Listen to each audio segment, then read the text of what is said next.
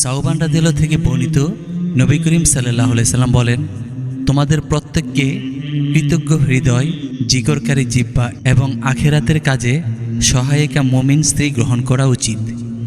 সূত্র আহমদ, হাদিস নং 22437, ইবনে মাজাহ হাদিস নং 1856।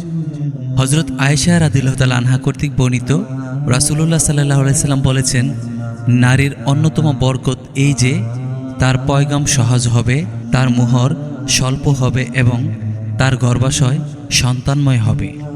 সূত্র আহমদ, হাদিস নং 24478, বাইহাকি হাদিস নং 14746।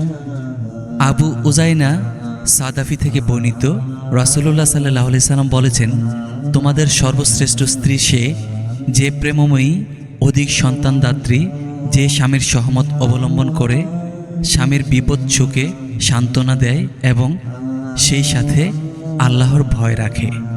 সূত্র বাইহাকি হাদিস নং 13256, সহিহ জামে হাদিস নং 3330।